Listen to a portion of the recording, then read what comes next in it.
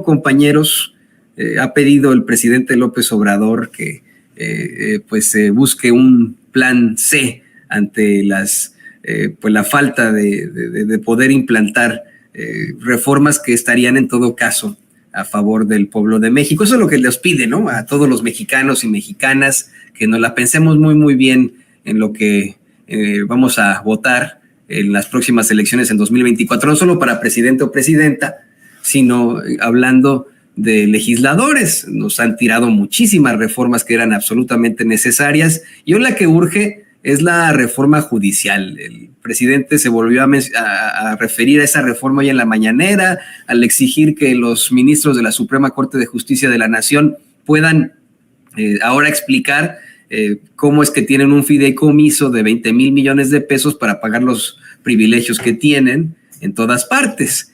En efecto, es absolutamente necesaria esa reforma judicial. Y se ha analizado el caso. El argumento, querido Julián, de muchos conservadores es que es verdaderamente peligroso que exista un gobierno de mayoría también en las cámaras, de mayoría absoluta en las cámaras. Recuerdan mucho lo que ocurrió en Alemania en la década de los 30, cuando el Partido Nacional Socialista efectivamente comenzó a ganar escaños en el Congreso, en el Parlamento alemán, el Reichstag, ¿no? Como le llaman, aquí así lo plantea. Mi idea es que no tiene nada que ver con eso. Estamos intentando buscar establecer reformas con diputados y diputadas que son mucho más amplios y progresistas, para que en algún momento sí pueda existir varias y distintas fuerzas políticas que no se estén bloqueando los unos a los otros, especialmente porque esa fuerza política que bloquea las reformas en estos momentos es racista, es clasista y no quiere diferencias. ¿Qué opinas de esto, querido Julián?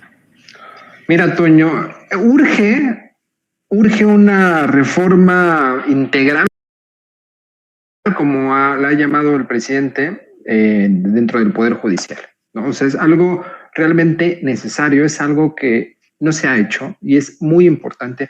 Y hay varios puntos que quisiera señalar. Mira, a veces parecería, o más bien creo que es el conocimiento común, que el derecho, que las leyes son objetivas y que son neutrales, ¿no? Y entonces, pues no es necesario que haya un perfil específico, en este caso en el Poder Judicial, porque pues como las leyes son neutrales y objetivas, simplemente hay que ejecutarlas. Y no es así. Dentro del derecho, pues hay corrientes, la gente que construye no solo las leyes en el legislativo, sino que las ejecuta, las reforma, las piensa en los tribunales, ya en el Poder Ejecutivo, pues hay corrientes liberales. Y cuando hablo de una corriente liberal, son esas perspectivas en donde pues se orientan los derechos a favor de las minorías y no de las mayorías. En resumen, en el Poder Judicial está lleno de personas que no están cercanas a la gente y que fallan a favor de ciertos grupos de interés, grupos económicos, grupos políticos, y entonces no están representando al pueblo. Y lo que requiere el país es una reforma de gran calado, una reforma integral en donde mínimo el pueblo de México vote por sus magistradas, sus magistrados, sus jueces, toda la escala jerárquica que hay en el Poder Judicial.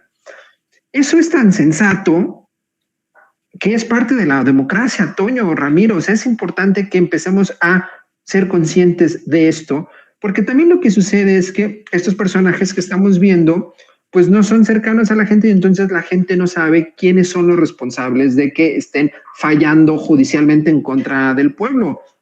Pocas veces se saben los nombres de las personas que están ahí, y entonces esto le sirve al Poder Judicial, a los ministros, de amparo, de impunidad, para que no sean responsables de sus propios actos. Entonces, hay que hacer una reforma para que la gente vote por ellos.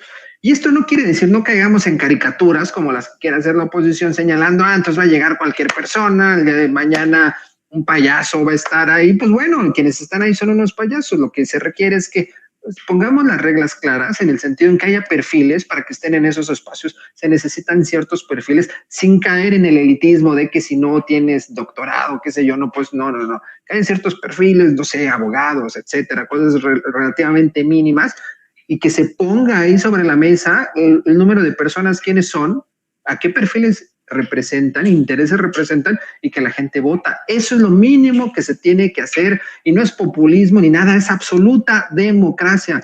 Eso es importante porque la 4T no ha llegado al Poder Judicial. Es una agenda pendiente y creo que tuvo que ver con que llegó la pandemia e hizo pues que el presidente no pudiera entrar directamente a una reforma y también ha implicado que al no tener una mayoría en el Congreso, una mayoría de las 2/3 partes, pues no se puede hacer esa reforma.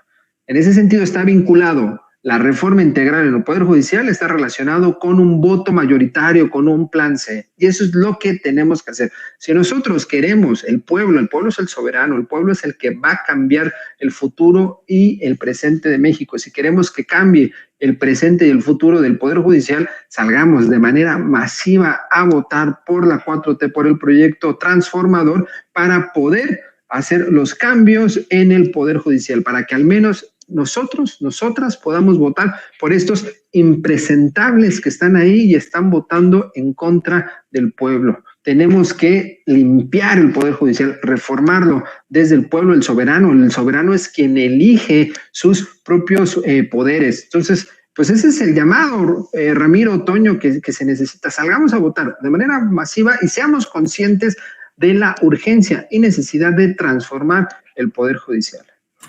Ramiro, te escuchamos también a ti.